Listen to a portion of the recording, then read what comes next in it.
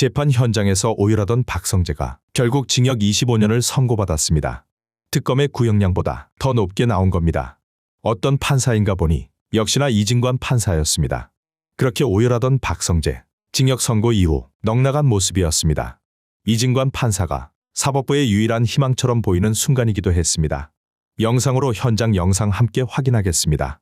피고인 박성재에 대해서 선고합니다. 피고인 박성재를 징역 25년에 처한다. 이 사건 공소 사실 중 피고인 박성재에 대한 부정 청탁 및 금품 등 수수의 검제에 관한 법률 위반의 점에 대해 관한 공소를 기각한다.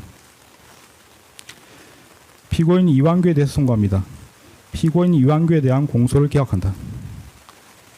판결에 불만이 있으면 일주일 이내에 항소할 수 있습니다. 항소장은 서울중앙지방법원에 제출하시고 항소하는 경우는 서울고등법원에서 재판이 진행됩니다. 공소기각 부분이 있습니다. 이와 관련해서는 안내문을 교부하도록 하겠습니다. 피고인 이완규는 위헌법률 심판 재청 신청을 한 바 있습니다. 이 사건 공소를 기각하므로 재판의 전제성이 없어 각하합니다. 헌법재판소법에 따라 30일 이내에 헌법소원을 제기할 수 있습니다. 각하 결정문은 피고인 이완규에게 송달할 예정입니다. 피고인 박성재에 대한 법정 구속 여부를 판단하기 위한 신문을 진행하겠습니다. 네, 선고까지 중계를 마쳤고 법정 구속 여부를 위한 신문 절차까지 업무 중개 대상은 아닌 것으로 보이므로 중계를 하지 않겠습니다. 저는 공직 생활을 함에 있어서 사사로운 마음 없이 막중한 사명감과 책임감을 가지고 국민과 국가를 위하여 헌신하고자 노력하였다고 생각해 왔습니다. 그런데 오늘 이 자리에 서게 된 사실과 저의 인생을 깡그리 부정하는 특검 측의 후배 검사들의 의견을 듣고 있으니 개인적으로 매우 참담한 심정입니다.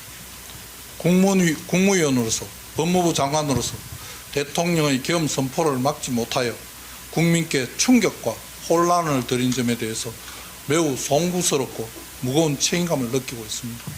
그러나 저는 특검이 주장하는 바와 같이 내란 행위를 공모하거나 내란의 중요 임무를 수행한 사실이 없습니다. 2024년 12월 3일 저녁 저는 대통령이 곧 계엄을 선포할 것이라는 사실을 듣고 대경실색하였습니다. 대통령께 지금 상황에 계엄이 맞느냐, 반국가 세력에 대한 대처가 필요하다고 하더라도 비상계엄에 대해서 국민이 어떻게 납득하겠냐며 비상계엄 선포에 대하여 반대하였습니다. 대통령이 계엄의 내용에 대한 구체적인 정보를 알려주지 않았고 국무위원들의 상황인식과 대통령의 상황인식은 다르다고 해서 제가 모르는 상황이 있는가라는 생각을 하면서도 국민들이 납득하지 못할 것이라며 대통령을 만류하였습니다. 윤석열 전 대통령이 국무위원들의 상황인식과 대통령의 상황인식은 다르다고 한 발언에서 알 수 있듯이 김용현 전 국방장관을 제외한 저를 비롯한 모든 국무위원들이 비상계엄 선포에 반대한 것은 분명한 사실입니다. 어떤 일이 벌어지는지 알 수 없는, 예상할 수 없는 상황에서 어떻게 계엄 선포에 찬성할 수가 있었겠습니까? 저는 대통령 집무실에 머무는 동안 계엄 선포문 한 장을 확인하였을 뿐 업무 지시 문건이나 포고령을 받은 바 없습니다. 군대가 선관위와 국회에 투입된다는 사실도 전혀 알지 못하였습니다. 그리고 대통령의 집무실이나 대접기인실에서 비상계엄을 해야 하는지 여부에 관해 대통령의 일방적인 설명과 저를 비롯한 국무위원들의 반대 의견 교환은 있었지만 비상계엄의 구체적 내용, 특히 계엄사령부 포고령 일환과 같은 정치활동 금지 등에 관한 논의는 전혀 없었습니다. 갑작스럽게 직면한 초유의 상황이었기 때문에 12월 3일 기억이 온전하지 않습니다. 이 법정에 이르러 12월 3일 당일의 CCTV 영상을 처음 보았지만 제 모습을 보고도 제가 기억을 떠올릴 수 없는 장면이 많았습니다. 망연자실한 채 천장을 쳐다보는 모습이 여러 차례 나왔고 한 총리에게 대통령을 한 번 더 설득해보라고 말씀드리고 한 총리께서 집무실에 들어가기 전에 저와 이상민 장관에게 같이 가자고 말씀하시는 장면과 그에 따라 들어가다가 되돌아 나오는 모습, 계엄을 선포하러 가는 대통령에게 손사래를 치며 만류하는 모습, 대통령을 설득하려다 노력하였으나 실패하여 한숨 쉬는 모습을 보며 제가 저런 행동을 했나 하는 생각을 할 정도였습니다.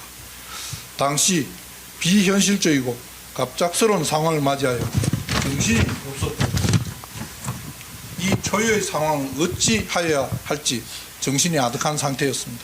그런 와중에 국무위원과 수석들이 대통령을 열심히 설득하였으나 결과적으로 대통령을 설득하는 데 실패하였습니다.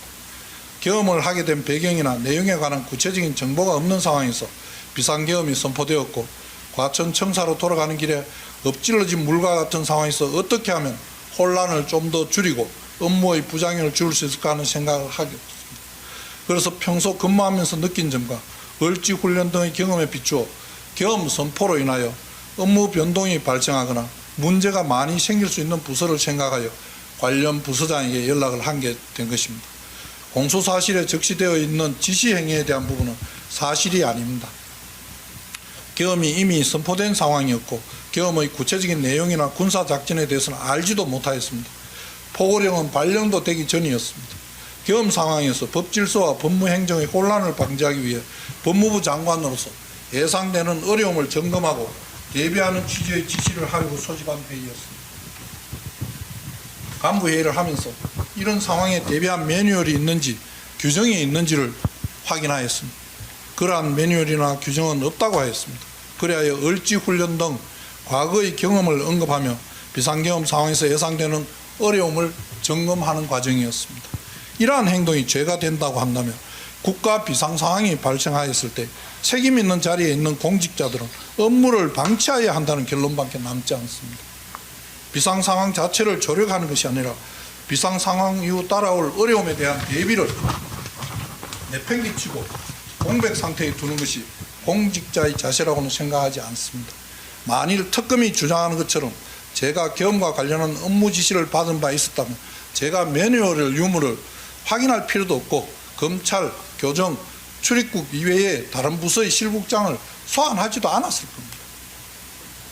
약 20여 분간의 법무부 회의가 끝날 무렵 참석자 누군가의 발언으로 포고령이 발령되었다는 사실을 알게 되었고 회의 종료 후 집무실에서 헌법 등을 찾아보고 구상엽 법무실장과 포고령 내용을 검토한 결과 그 내용이 헌법에 위반된다고 판단하였습니다. 그러나 당시 방송을 통해 국회의 상황을 지켜보면서 국회에서 해제 요구 의결이 곧 있을 것이라고 생각했고 다행히 본회의가 개최되어 국회의 계엄 해제 요구 의결이 있었습니다. 해제 의결이 있은 후 김주현 민정수석과 통화하며 계엄 해제를 위한 절차를 취해야 한다고 말하기도 하였습니다. 저는 계엄 선포 이후 1년의 상황에 대한 판단을 함에 있어 공직자로서의 책임을 다하여 헌법을 준수하여라고 하였습니다. 내란 행위에 동조한다거나 중요 임무를 수행한다는 것은 생각조차 한 바 없습니다. 재판장님, 저는 지난 16개월간 경찰, 특수본, 특검에서의 조사, 관련 사건에서의 증언, 이 사건에서의 법정 진술, 피고인 신문 등의 과정을 통해 제 기억에 비추어 사실대로 일관되게 진술하려고 노력하겠습니다. 존경하는 재판장님, 국무위원으로서 대통령의 비상계엄 선포를 저지하지 못한 점에 대해서는 매우 안타깝게 생각하고 국민께 송구스러운 마음입니다. 그러나 갑작스럽게 초유의 상황이 발생하였고 저에게 주어진 정보가 제한된 상황에서 계엄 선포 이후 사회 혼란을 방지하기 위해 예상되는 어려움을 점검한 행위를 내란의 중요 임무 수행이라고 하는 특검의 주장에는 도저히 동의하기 어렵습니다. 특검은 제가 용산에 제일 먼저 도착했고 법무부 장관이고 계엄 선포 후 간부회의를 했다는 이유로 내란 중요 임무를 지시받을 것이라는 프레임을 만들어 수사하고 기소하였지만 제가 대통령으로부터 지시를 받았다거나 중요 임무를 수행하였다는 객관적인 증거는 전혀 제시하지 못한 채 정황 증거에 의존한 추측만으로 법정형이 사형, 무기징역, 징역 5년 이상에 해당하는 내란 중요 임무 종사라는 중대한 혐의가 입증되었다고 주장합니다. 특검의 추측과 왜곡으로 포장된 이 사건의 진실이 무엇인지 법원에서만큼은 밝혀주실 것이라고 믿고 있습니다. 그리고 저로 인하여 수사기관과 법원에서 수사를 받고 정언을 한 많은 동료, 후배 법조인과 법무부 직원들에게 이 자리를 빌려 참으로 미안하다는 말씀을 전하고 싶습니다. 저는 일생 동안 법조인으로서 헌법 가치를 지키고 국가와 국민에 봉사하는 것을 큰 자부심으로 생각하며 살아왔습니다. 오늘 내란 중요 임무 종사 혐의로 이 자리에 서게 된 것 자체가 비참한 심정입니다. 존경하는 재판장님께서 이 법정에 현출된 여러 증거들을 형사법 원칙에 따라 면밀하게 살펴주셔서 억울함이 없도록 현명하게 판단해 주시기 바랍니다.